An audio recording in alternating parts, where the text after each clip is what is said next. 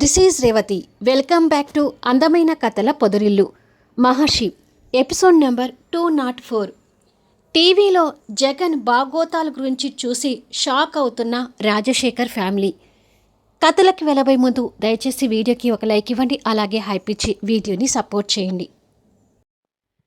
అవంతిని చూడగానే గంగ సంతోషపడుతూ మేడం అంటూ దగ్గరికి వెళ్తుంటే అంతకంటే వేగంగా అవంతి పరిగెత్తుకుంటూ వచ్చి గంగని ప్రాణంగా హక్ చేసుకుంటుంది. మీరు క్షేమంగా ఉన్నారు మేడం, నాకది చాలు అంటుంది గంగ సంతోషంతో కన్నీళ్ళు పెడుతూ. తర్వాత అవంతి తన 2 భుజాలు పట్టుకొని తన మొహంలోకి చూస్తూ, నేను క్షేమంగా ఉండటానికి నువ్వు చేసిన త్యాగం చిన్నది కాదు గంగా అని అంటుంది. మహర్షి వాళ్ళ దగ్గరికొచ్చి, అవంతి నీ గురించి అంతా చెప్పింది గంగా. నా భార్యని కాపాడినందుకు నీకు 1000 కోట్ల నమస్కారాలమ్మా అంటూ మహర్షి గంగకి చేతులు జోడిస్తాడు. అయ్యో, అంత మాట అనకండి సార్. మీరు దేవుడై ఉండి మాలాంటి వాళ్ళకి దన్నం పెట్టడం ఏంటి అని అంటుంది. అలా అనుకు గంగా. ఈరోజు నా భర్తతో నేను పరిపూర్ణంగా కలిశాను అంటే అది నీ చలువే అని పక్కన ఉన్న అమ్మాయిని కూడా చూస్తుంది. ఆ అమ్మాయి సూసైడ్ చేసుకోవాలనుకున్న అమ్మాయి. తన దగ్గరికి వెళ్తుంది. అవంతి మహర్షి ఏంటి అనేది గంగ ద్వారా తను కూడా తెలుసుకుంది కాబట్టి తను కృతజ్ఞతగా అవంతి వైపు చూస్తుంది. నీకు తెలియకుండానే నువ్వు కూడా నాకు పరోక్షంగా సహాయం చేశావమ్మా. ఇక నుంచి నా దేవుడు మీకు ఏ కష్టాలు రానివ్వకుండా చూసుకుంటాడు అంటూ అవంతి తన్ని అక్ చేసుకుని చెప్తుంది. మీ గురించి గంగ చెప్పింది మేడం. మీ గురించి విన్నాక నిజంగానే నాకు మళ్ళీ కాస్త బతుకు మీద ఆశ కలిగింది అని అంటుంది ఆ అమ్మాయి. మహర్షి కూడా కృతజ్ఞతగా అమ్మాయి వైపు చూస్తుంటాడు. అక్కడ ఉన్న వాళ్ళందరూ మహర్షికి దండం పెడుతూ వాహనంలో ఎక్కుతుంటారు. అలా గంగ కూడా అక్కడి నుండి వెళ్ళిపోతుంది. అందరినీ ఎక్కించాను సార్ అంటాడు శంకర్.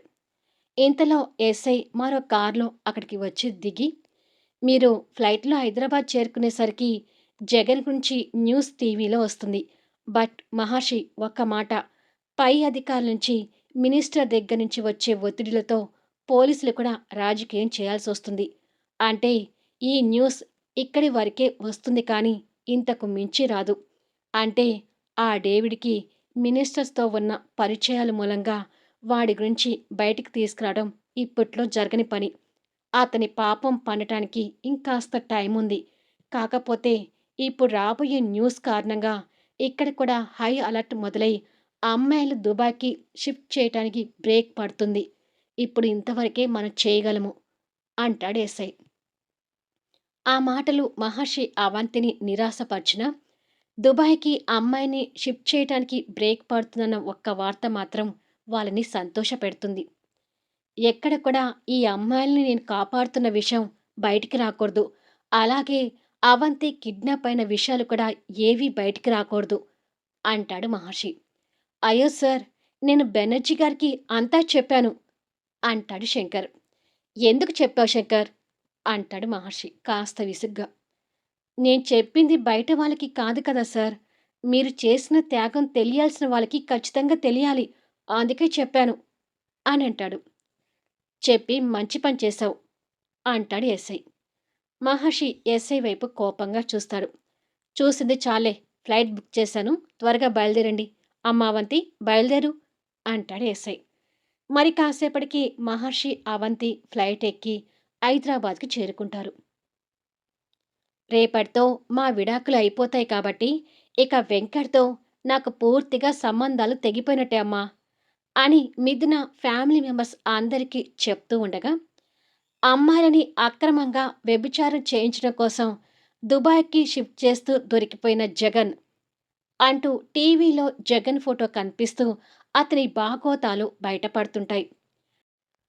జగన్ అనే పేరు వినపడగానే అందరూ టీవీ వైపు చూసి టీవీలో కనిపిస్తున్న జగన్ని చూసి ఒక్కసారిగా షాక్ అవుతుంటారు. జగన్ ఎలా ఉంటాడు అనేది తాన్య చూడలేదు కాబట్టి తనకి అంతా క్లియర్గా అర్థం కాక ఆశ్చర్యంగా టీవీ చూస్తూ ఉంటుంది. రాజశేఖర్, సుచరిత, మిథున పెళ్లిచూపుల టైంలో జగన్ అతని ఫ్యామిలీ అంటూ గౌతమ్ పంపించిన ఫోటోలు చూశారు కాబట్టి గౌతమ్, మిథునతో పాటు రాజశేఖర్, సుచరిత కూడా టీవీలో కనిపిస్తున్న దృశ్యాలను చూసి షాక్ అవుతుంటారు. తాన్య వాళ్ళంతా షాక్ కావడం చూసి, కొంపతీసి ఈ జగన్ మిథునకు వచ్చిన పెళ్లి చూపులు వాడా? అని అడుగుతుంది. అవును, వాడే అంటాడు గౌతమ్ వాడి మీద కోపంతో టీవీ చూస్తూ. అది విని తాన్య కూడా షాకింగ్‌లా ఆ న్యూస్ చూస్తూ ఉంటుంది. అవంతి కిడ్నాప్ అయిన బిల్డింగ్, ఆ స్వరంగం దగ్గర నుంచి ముంబైలో ఉమెన్స్ లేడీస్ హాస్టల్ పేరు మీద దందా జరిపిస్తున్నంత వైనం వరకు చూపిస్తూ టీవీలో కనిపిస్తూ ఉంటుంది. జగన్, అతని తల్లిదండ్రులుగా నటించిన వాళ్ళు, చాముండేశ్వరి, మిగతా నిర్వాహకులు కూడా అరెస్ట్ చేసినట్టుగా టీవీలో వార్తలు వినిపిస్తూ ఉంటాయి. మనం చూస్తున్నది నిజమే కదా అన్నయ్య? అని అడుగుతుంది మిథున ఆ దృశ్యాలకు కంగారు పడుతూ. తాన్య తన మాటలు విని, వాడి బాగోతాలు అంత క్లియర్‌గా కనిపిస్తుంటే ఇంకా నిజమేనని అడుగుతావేంటి? నీ పెళ్లి చూపులకు వచ్చిన జగన్ మంచివాడు కాదు అని మా బావగారు చెప్తూనే ఉన్నారు. కానీ మీలో ఎవరు వినిపించుకోలేదు అని కోపంగా అంటుంది. జగన్ గురించి మహర్షి చెప్పిన విషయాలన్నీ గౌతమ్‌కి, మిథునకి గుర్తొచ్చి ఇప్పుడు ఆ దృశ్యాలు చూస్తుంటే ఇద్దరికీ తల తిరుగుతూ ఉంటుంది. పొరపాటున మిథున పెళ్లి వీడితో చేసి ఉంటే ఈ పాటికి నా కూతురు జీవితం ఏమై ఉండేది గౌతమ్ అంటాడు రాజశేఖర్ ఎదుట పడుతున్న ఆ జగన్ బాగోతాలను చూస్తూ. ఆ ఊహకే నాకు భయంగా ఉంది నానా అంటాడు గౌతమ్. అయితే ఆ దుర్మార్గుడితో మిథున పెళ్లి తప్పించడం కోసమే మా బావగారు వెంకట్ మిథునాని ఒకే రూములో ఉంచి మీడియా ఎదుట కావాలని పడేలా చేసి వాళ్ళ పెళ్లి జరిపించి ఉంటారు. ఇప్పటికైనా మీ అందరి కళ్ళు తెరిచాయా అని అడుగుతుంది తాన్య అందరి వైపు కోపంగా చూస్తూ. అందరి ముఖాల్లో పశ్చాత్తాపం కనిపిస్తూ ఇంకొక మాట మాట్లాడడం లేదు. మిథున కళ్ళలో అయితే ఇక గిర్రున కన్నీళ్లు తిరుగుతున్నాయి. ఇక అదే న్యూస్ చూస్తున్న దామోదర్, వర్ష కూడా షాక్ అవుతుంటారు. ఇదేంటి నాన్నా ఇలా జరుగుతుంది? రేపు మిథున, వెంకట్ విడాకులు తీసుకుని శాశ్వతంగా విడిపోతున్నారనే సంతోషంలో ఉంటే సడన్‌గా ఈ న్యూస్ ఏంటి? అంటుంది వర్ష. నాకు అదే అర్థం కావడం లేదు అంటూ దామోదర్ కూడా షాక్ అవుతూ, అంటే ఇన్నాళ్ళు డేవిడ్‌కి జగన్ గాడు ఆ అమ్మాయిలను సప్లై చేస్తున్నాడనమాట. కానీ ఈ నిజం ఎలా బయటపడింది? అది కూడా వెంకట్ మిథున రేపు విడాకులు ఉందనగా ఎలా బయటపడింది?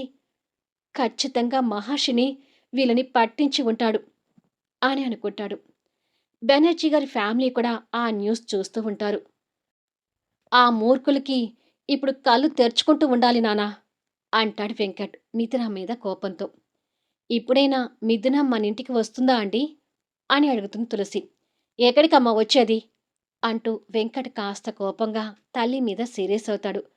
అదేమిట్రా అలా అంటావు? మిథునాకి కూడా నిజం తెలిసి ఉంటుంది కదా. నా కోడలు ఖచ్చితంగా విడాకులు తీసుకోవాలని తన నిర్ణయాన్ని మార్చుకొని మన దగ్గరకు వస్తుంది అంటుంది తులసి. అలా జరగటానికి వీల్లేదు. నాకు తనతో విడాకులు కావాలి. ఇంకొకసారి మిథున ఇక్కడికి వస్తుందనే మాట అనకండి అంటూ కోపంగా చెప్పి వెంకట్ రూములోకి వెళ్ళి డోర్ వేసుకుంటాడు. ఏంటండి వీడు ఇలా మాట్లాడుతున్నాడు అంటుంది తులసి. ఇన్నాళ్ళు మిథున గురించి వాడు పడిన బాధే వాడిని అలా మాట్లాడిస్తుంది తులసి అంటాడు బెనర్జీ గారు బాధపడుతూ. వెంకట్ తలుపులు వేసుకుని రూంలో ఒంటరిగా నిలబడి మిథున తన్ని వదిలిపెట్టి వెళ్ళిపోవటం దగ్గర నుంచి పాపను చూపించను అని చెప్పే వరకు అన్నీ గుర్తు తెచ్చుకుంటూ మిథున మీద కోపంతో చెయ్యి పిడికిలి బిగించి గోడకి గుద్దుకుంటాడు. మిథునాకి కూడా అన్ని సంఘటనలు గుర్తొస్తూ, నేను వాళ్ళందరి విషయంలో ఎంత దుర్మార్గంగా ప్రవర్తించానో నాకిప్పుడు అర్థమవుతుంది నాన్నా అని అంటుంది. నువ్వే కాదమ్మా, ఈ విషయంలో మేం కూడా పొరపాటు పడ్డాము అంటాడు రాజశేఖర్. ఆ జగన్గాడు ఇంత దుర్మార్గుడని నేనసలు గుర్తించలేకపోయాను నాన్నా అంటాడు గౌతమ్. మా బావగారు ఏది చేసినా దాని వెనుక ఒక అర్థం ఉంటుంది. అది అర్థం చేసుకునే మనస్తత్వం మీకు ఎవ్వరికీ లేదని బాగా నిరూపించుకున్నారు అంటూ తాన్య కోపంగా చెప్పి అక్కడి నుండి వెళ్ళిపోతుంది.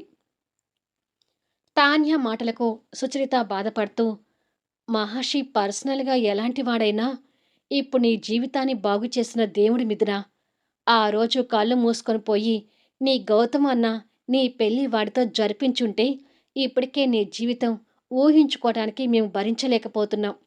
ఎన్నాళ్ళు ఆ జగన్ గురించి మహర్షి చెప్తుంటే అబద్ధమని పొరపడ్డాము.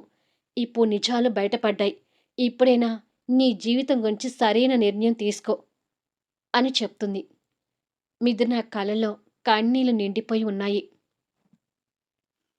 మహర్షి ఇంట్లో చూస్తే 2 రోజులుగా అవంతికి తిండి నిద్ర లేకపోయేసరికి తను బలహీనరాలైపోయి స్పృహ కోల్పోతే తన చేతికి సెలైన్ ఎక్కుతూ ఉంటుంది.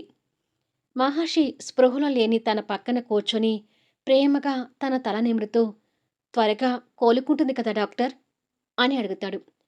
కాసేపట్లో కోలుకుంటుందండి. నీరసంతో ఉండి పైగా అదే నీరసంతో ప్రయాణం చేసింది కాబట్టి బాగా డీలా పడిపోయింది. సెలైన్ ఎక్కుతుంది కాబట్టి వర్రీ కావాల్సిన అవసరం లేదు అని చెప్తాడు డాక్టర్. కాసేపటికి సెలైన్ అయిపోయి అవంతి స్పృహలోకి వస్తుంటుంది. డాక్టర్ ఖాళీ అయిన సెలైన్ తీసి పక్కకు వేసి కొన్ని టాబ్లెట్స్ ఇచ్చి జ్యూస్ తాగించాక ఈ టాబ్లెట్స్ వేయండి అని చెప్పి వెళ్ళిపోతాడు. అవంతి లేచి కూర్చోబోతుంటే మహర్షి సహాయంగా తన్ని పట్టుకొని కూర్చోబెడతాడు. బాబుగారు జ్యూస్ అంటూ జయ జ్యూస్ గ్లాస్తో అక్కడికి వచ్చి మహర్షికి ఇచ్చి వెళ్తుంది.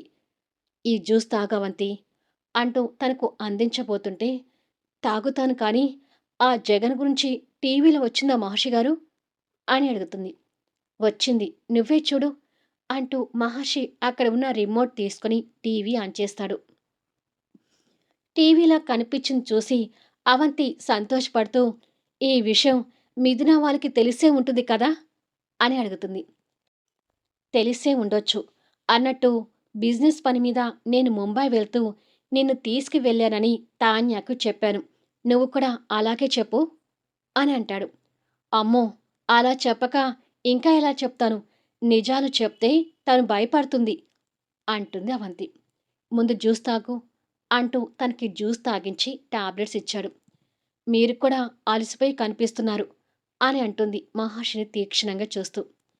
నేను ఎంత అలసిపోయినా మరీ నీ అంత తోటకూర కాడని కాదులే సూర్యకాంతం అంటాడు చిన్న స్మైల్తో.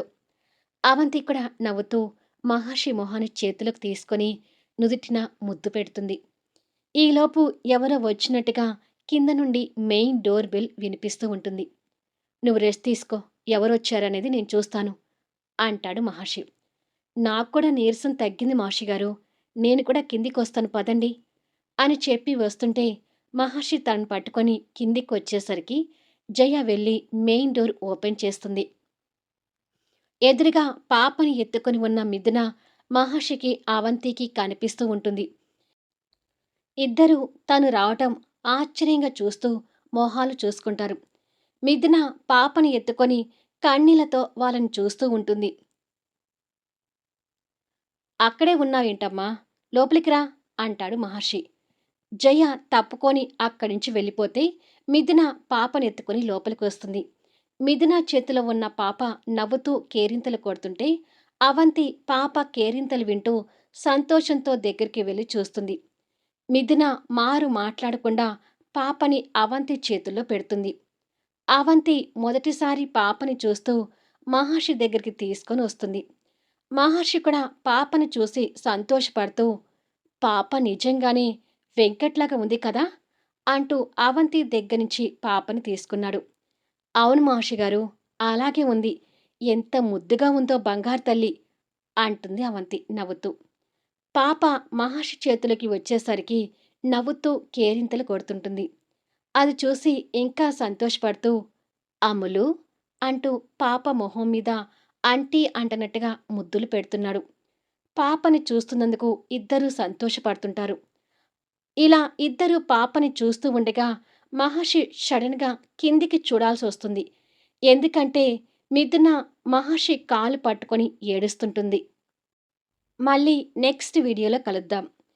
ఇప్పుడు మహర్షి మిథున మధ్య ఎలాంటి సన్నివేశం ఉండబోతుంది? ఇన్నాళ్లకు పాపను చూడబోతున్న వెంకట్ ఫీలింగ్స్ ఎలా ఉండబోతున్నాయి? అసలు అంత కోపంగా ఉన్న వెంకట్ మిథునాని క్షమిస్తాడా? మహర్షి మళ్ళీ బెనర్జీ గారి ఫ్యామిలీకి దగ్గరవుతాడా? ఇవన్నీ తెలియాలి అంటే కథ వీడియోస్‌ని మిస్ కాకుండా చూడండి. కథ నచ్చితే దయచేసి లైక్ చేయండి, హైప్ ఇవ్వండి, మీ అమూల్యమైన కామెంట్స్ షేర్ చేయండి. Thank you for listening.